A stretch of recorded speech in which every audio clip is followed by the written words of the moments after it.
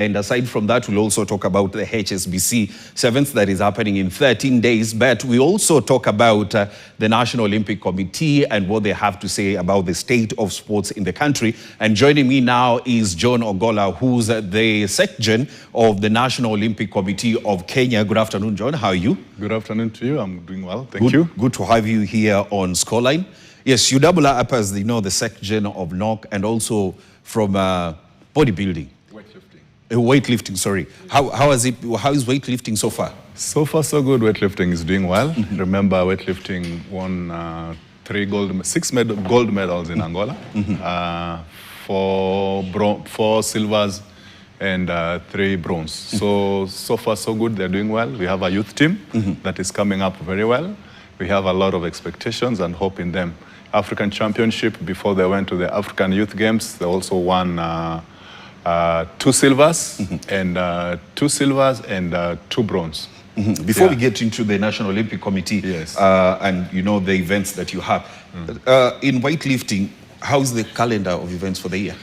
The calendar of events for the year is we have Africa Youth Championship, which will be in Egypt. We have Africa Senior Championship, which will also double as the Commonwealth Games qualifier. And then we have the World Championship in China late in October. And I think we have another World Youth Championship in Bogota. Yeah, so it's a little bit packed, but we're focusing on the Commonwealth at the moment and the Olympic qualifiers that we are yet to get a roadmap on which tournaments or which championships that will earn us points to the Olympics. But yes, as it is, we are concentrating on Commonwealth at the moment. Let's get back to the National Olympic Committee of Kenya, NOCK. And yesterday and the day before that, you had the coaches training. If you can elaborate on that, because I didn't want us to play that clip where you were also talking, but now that you're here, if you can elaborate on what that was all about. Yeah, that was a workshop for the technical directors and senior coaches. As a country, we don't want to rely anymore on talent. We want to go the science way. We want to bring in training. We want to upskill our coaches. We want to have them educated and developed so that they can match the standards of the world. For a long time as a country, we've relied on talent, but it's a high time we change our tact. We've gone to the Olympics several times. Yes. On the last Olympic, 2024, we had 11 medals. We had 6 sports. But as NOCK, we want to make a difference. This executive office that is in place, we want to make a difference. We want to take more sports and hopefully win more medals. And you cannot just win medals. You have to, by chance, you have to prepare. You have to have a plan in place. And the plans that we have in place is like the technical directors and senior coaches workshops that we had. We have collaboration with several institutions, Nairobi University, Masinde Muliro University, and most of the facilitators were from Masinde Muliro University because we want to go the science way. Yes. And then we also have Koitalel University also coming in on board. So we're trying to expand this space. We're trying to have other experts come in to guide us and work with us along this journey. There's also talk of plans to have a high-performance training center. Yes, that is one of our key missions. We want to come up with a center where we can, all the national teams and athletes can be training. At the moment we have a little bit of challenges in terms of facilities. So we believe that if we are in a process of working out with Kenyatta University to lease a portion of their land, so that we can put up a facility that can help our teams and help our players in terms of training and performance. Yeah. Let's now move to the scholarships that you've been giving out. You gave out to individuals. I remember I saw the likes of Angela Okutoi. There was 2 other individual players. There was both the national men and women's rugby sevens teams. Yes. That's Shujaa and Lionesses. There was Malkia Strikers. What are these scholarships all about? The scholarships are majorly from the Olympic Solidarity.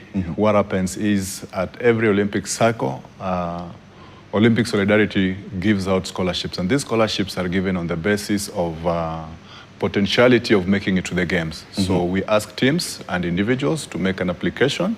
And based on that application, we send it over to the Olympic Solidarity. They do the evaluations.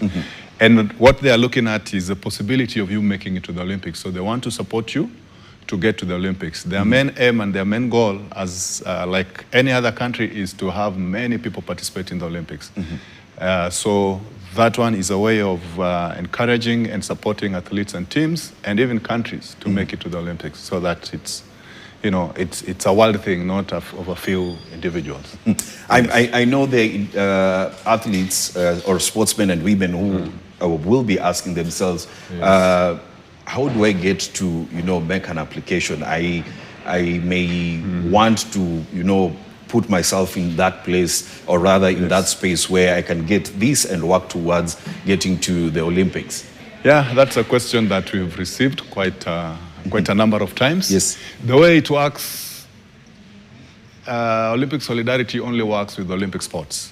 So only Olympic sports who are members and who are affiliate members of National Olympic Committee will receive this notice. So the notice is sent out, then they fill it, bring it back to NOC Kenya, and NOC sends it back to Olympic Solidarity, who makes the determination. The determination is not made at the NOCK level. Yes. NOCK is just a conveyance. We send it to the federations, they send it back to us, and we send it as it is to the Olympic Solidarity. Then Olympic Solidarity will carry out the evaluation. They look at the world ranking, the continental rankings, and then based on that, if they see that you have a chance of making it, then scholarship is extended. So as you say, our Malkia strikers, they're number 1 in Africa. Our rugby in Africa, they're number 2. Yes. Okutoi, you know, the weightlifters, their ranking in Africa, they're in position, top 10 positions in their categories.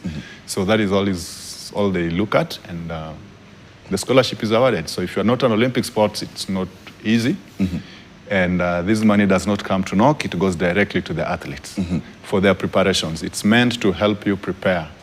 Pay for coaches, pay for your food, pay for your training, pay for your accommodation, wherever you go, just to ensure that your pathway is well taken care of. You don't complain at the end of it that I was not supported to make it to the Olympics. However, the government is also handy. Yes. Yeah, the money may not be enough for everything. You know, it's very expensive. Yes. But the little that they get, we believe it will, I mean, come handy in terms of their preparations and pathway to qualifying for the Olympics. Yes. Today is the last day of the first month of the year 2026, and it's already been busy for you guys at the National Olympic Committee of Kenya. We remember yesterday and the day before you had that training for technical directors as well as coaches. 2 weeks back, you had training for athletes. I mean, how is the calendar like? Even before we go into the calendar, let's go back to the training for athletes. What was it all about? Usually every year we have an athletes workshop where athletes get to sit amongst themselves. They talk, and of course we get feedback on how, you know, their trainings, just their life generally, safeguarding any issues that revolves around them. Yes. As officials, we don't sit in that meeting. It's a forum for the athletes to discuss their issues. And whatever we need to implement as management, we do implement. And the other part of it was transition. You know, the athletes who are about to retire. Yes. So we invite in an expert from Olympic Solidarity who comes to give, take them through the workshop in terms of transiting career-wise, because you may not be in sports forever, and we need to prepare you when you come out of sports. At least you're still an active member of the community or the contributing to the country. Yes. Yes. Before I let you go, how is the year like for NOCK? The year is very, very, very busy. We have Winter Games, which is about starting on the 6th. After that, we will have Commonwealth Games in October. In July, Olympic Youth Games in October. And then, of course, several championships in between. You know, we are in a new Olympic cycle. Most federations have started their qualifying tournaments. So as NOC Kenya, we have a very tight schedule to support athletes, and of course also to run the IOC-based championships. So we have like 3 major games this year. Actually, 4 major games spread across this year. Four major games spread across this year. Very, very interesting. And the relationship between NOCK and the federations. I mean, sometimes there are those federations that feel that they have been left out. I know it's something that we've seen in the past 2 or 3 years, federations coming out and saying that, NOCK don't want to admit us into the committee. We feel like we've been left out. What can you say about that? The way admission works is any Olympic sports. It's not us who makes the decision. First, you have to apply at IOC. Then you are admitted for the Olympic circle. If you are not amongst the current ones. Yes. So if you have a local office around, if you are registered locally with the sports registrar, when we have our annual general meetings, you are invited to come and make a presentation. What you are looking at is your presence, how active you are, the tournaments you run, how, if it is not just a one-man show. Yes. Yeah, so we make there has to be clear structure. Yes, there has to be clear structure, there has to be presence, there has to be that distribution of sports, not only in one corner of town. Yeah, so if you are just an organization that is registered and you have a few people playing, yes, you may not qualify to join NOCK as you may wish, because our business is to grow the sport, and of course we cannot just grow it in a structure that is not understandable. Yeah, you must have a clear and understandable structure. And of course, your presence, your tournaments, your calendar of events, what you've done before, what you're doing now, and what you do in the future. So that we know and see, everybody sees that for sure you are doing something and you have a clear structure as required by the laws of the government. Yes. Yes, you're packed in short, and this will be probably on growing sports in the country. Yeah, my parting shot is what we did yesterday and the day before is part of our mission to grow sports. We realize that as a country, at the moment, we do not have a policy on coaching education. Yes. And of course, performance is based on the quality of coaching. So unless we get our coaches upskilled in a way that they can impart that skill to the young people, so that we have a clear transition of athletes from primary, secondary, to the national level. And, if we don't have a coach who is well-versed with whatever sport they are in, we'll encounter a lot of injuries. And these injuries may take toll on the athletes, so longevity in the sports is diminished. So if our coaches are upskilled and well-versed with all the parameters of the ecosystem around them, the psychologists, the nutritionists, the strength and conditioning, the medics, that helps in terms of maintaining and growing our athletes over time. And with that, of course, the CBC is also coming in place. We need to train our coaches who will be utilized in the schools. When now the grade 10 gets to the university will require people to teach these kids. We're becoming a sporting nation, and if we don't develop the quality of our coaching, then we may not make it or supersede the current performance. Last Olympics, we got 11 goals. We would want to get more. How do we get more goals? We have to have quality training. Sports has become science. So unless we also evolve like the rest of the world, then we'll be left, where we are, relying on raw talent, which now we kind of, stagnating. We got 11, 2020. In 2024, we got 11. 2020, we got 10. 2016, we got 13. So you see 13, 10, 11. Yes. Yeah? But 2012, yes, we got 13 again. So you see, we so are playing 2028. We want to see a double that. Sure, we want to do that, and you cannot just do that by chance. You have to prepare and start preparing early.